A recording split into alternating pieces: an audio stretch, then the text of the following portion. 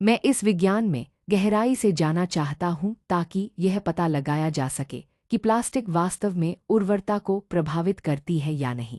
और मैं इस विवादास्पद विषय के पीछे की सच्चाई को उजागर करने के लिए खुद को चुनौती दे रहा हूँ। प्लास्टिक का उर्वरता पर प्रभाव एक ऐसा विषय है जिसने हाल के वर्षों में महत्वपूर्ण ध्यान आकर्षित किया है, और इसके पीछे अच्छे कारण हैं। जैसा कि हम अपने दैनिक जीवन में आगे बढ़ते हैं, हम लगातार प्लास्टिक के संपर्क में रहते हैं, पानी की बोतलों से लेकर खाद्य पैकेजिंग तक, और यहाँ तक कि कुछ सौंदर्य प्रसाधनों में भी। लेकिन क्या आपने कभी सोचा है कि इसका हमारी प्रजनन स्वास्थ्य के लिए क्या मतलब हो सकता है? मुख्य चिंताओं में से एक रसायनों जैसे बीपीए और थैलेट्स है, जो कई प्रकार के प्लास्टिक में पाए जाते हैं। ये रसायन अंतःस्रावी व्यवधानकर्ता के रूप में जाने जाते हैं, जिसका अर्थ है कि वे हमारे हार्मोन के साथ हस्तक्षेप कर सकते हैं और हार्मोन प्रजनन स्वास्थ्य में एक महत्वपूर्ण भूमिका निभाते हैं। इसलिए यह आश्चर्य की बात नहीं है कि इन रसायनों के संपर्क में आने से उर्वरता संबंधी समस्याएं जुड़ी हुई हैं।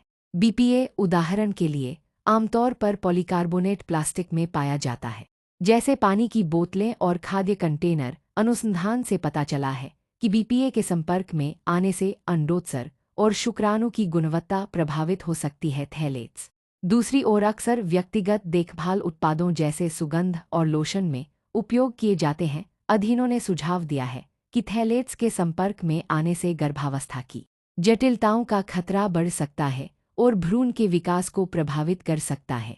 विज्ञान और भी दिलचस्प हो जाता है जब हम देखते हैं कि ये रसायन प्रजनन स्वास्थ्य को कैसे प्रभावित करते हैं। कुछ अध्ययनों ने सुझाव दिया है कि बीपीए और थैलेट्स के संपर्क में आने से हमारे प्रजनन प्रणाली के विकास में बदलाव आ सकता है, जिससे समस्याएं जैसे पॉलीसिस्टिक ओवरी सिंड्रोम या कम शुक्राणु की संख्या हो सकती है। लेकिन इस बारे में विशेषज्ञों का क्या कहना है? American society for reproductive medicine के अनुसार कुछ पर्यावरणीय विषाक्त पदार्थों के संपर्क में आने से, जिसमें कुछ प्लास्टिक रसायन शामिल हैं, उर्वरता की समस्याओं में योगदान हो सकता है। एक अध्ययन जिसने मेरा ध्यान आकर्षित किया वह 2019 की 32 अध्ययनों की समीक्षा थी, जिसमें बीपीए और उर्वरता के बीच संबंध की जांच की गई थी। शोधकर्ताओं ने पाया कि बीपीए के संपर्क में आने से पुरुषों और महिलाओं दोनों में उर्वरता कम हो सकती है। एक अन्य अध्ययन जो एनवायरमेंटल हेल्थ पर्सपेक्टिव्स जर्नल में प्रकाशित हुआ था, में पाया गया कि जिन महिलाओं के मूत्र में थैलेट्स का स्तर अधिक था, उनकी आईवीएफ उपचार की सफलता दर कम थी। जो बात मुझे विशेष रूप से चिंतित करती है वह यह है कि इनमें से कुछ रसायनों का अभी भी व्यापक रूप से उपभोक्ता उत्पादों में उपयोग किया जाता है। इसके संभावित नुकसान के बढ़ते प्रमाण के बावजूद 2020 की एक रिपोर्ट में पाया गया कि 80% से अधिक प्लास्टिक उत्पादों में रसायन होते हैं जो संभावित रूप से हार्मोन को बाधित कर सकते हैं। तो हम इससे क्या निष्कर्ष निकाल सकते हैं? प्लास्टिक के संपर्क और उर्वरता संबंधी समस्याओं के बीच की कड़ी जटिल है, लेकिन साक्ष्य बताते हैं कि कुछ प्लास्टिक रसायनों के संपर्क को कम करना हमारे प्रजनन स्वास्थ्य की रक्षा में एक महत्वपूर्ण कदम हो सकता है।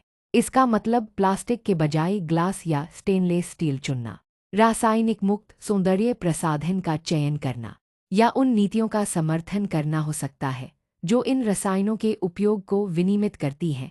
अगर आप प्लास्टिक के अपने उर्वरता पर प्रभाव के बारे में चिंतित हैं, तो मैं नीचे टिप्पणियों में आपके विचार